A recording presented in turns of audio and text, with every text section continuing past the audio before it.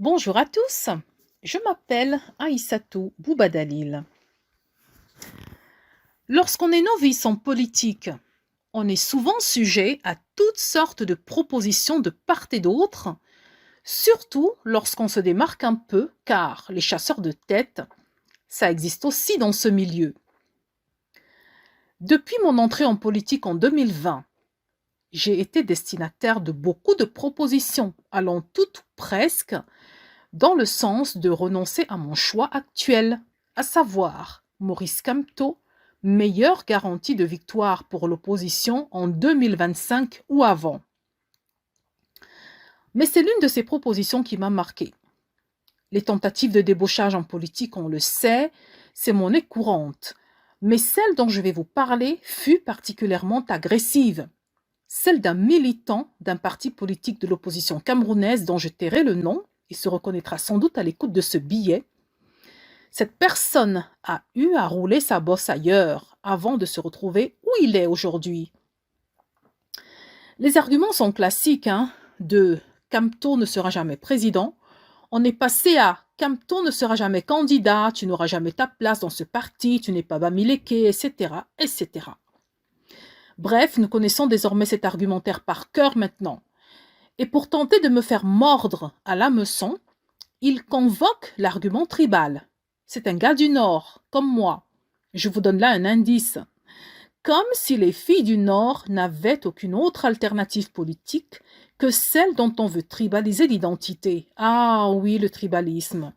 Paul Biya en a usé et abusé pendant plus de 4 décennies et ça lui a plutôt réussi, le diviser pour mieux régner. Mais on le sait tous, ce qui est bâti sur de mauvaises fondations a vocation à s'écrouler. J'écoute donc mon interlocuteur à l'autre bout du clavier qui déroule son discours. Je prête toujours l'oreille attentive, on ne sait jamais. Quelqu'un peut avoir un programme plus convaincant que celui de Kamto. À la fin, j'ai juste posé une seule question à ce monsieur. Dites-moi, le président de votre parti sera-t-il candidat à l'élection présidentielle de 2025 ou avant? Oui ou non? Puisqu'il n'arrête pas de tenter de me convaincre que Kamto ne sera pas candidat, alors je lui demande en retour si son président sera, lui, candidat. Et je rajoute, votre réponse est déterminante pour vous répondre si je vous suivrai ou pas. Je lui dis, vous savez monsieur, ce n'est pas une affaire de personne. Maurice Kamto, dont vous ne pouvez pas vous abstenir de dire du mal, aurait été d'une autre ethnie du Cameroun que cela n'aurait rien changé à mon choix, tant qu'il serait habité par le même esprit de résistance et de résilience. Et donc, là, vous me faites une autre proposition, mais le handicap de votre proposition, c'est que le leader que vous voulez que je rallie n'est pas intéressé par la présidence de la République.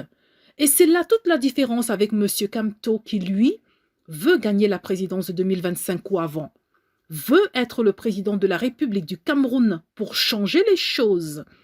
Alors, pourquoi voulez-vous que je me mette à suivre un monsieur, que je respecte d'ailleurs à tous les égards, mais dont l'ambition pour la nation camerounaise est déterminée par le régime actuel, qui n'a plus besoin de démontrer son incapacité à résoudre les problèmes des Camerounais. Cela fait 4 décennies que ça dure.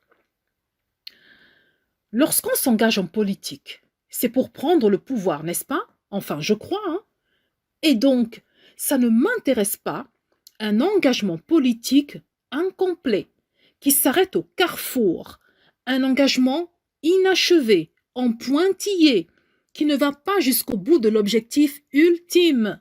C'est la raison pour laquelle j'ai choisi de donner ma voix à MK, car lui ne s'est pas arrêté au milieu du chemin. Peut-être réussira-t-il, c'est tout ce qu'on lui souhaite, peut-être ne réussira-t-il pas, mais lui au moins aura essayé jusqu'au bout. Plusieurs semaines après, à la question de savoir si son président sera, oui ou non, candidat à l'élection présidentielle de 2025 ou avant, eh bien, j'attends toujours la réponse de mon interlocuteur. Bonne journée à tous.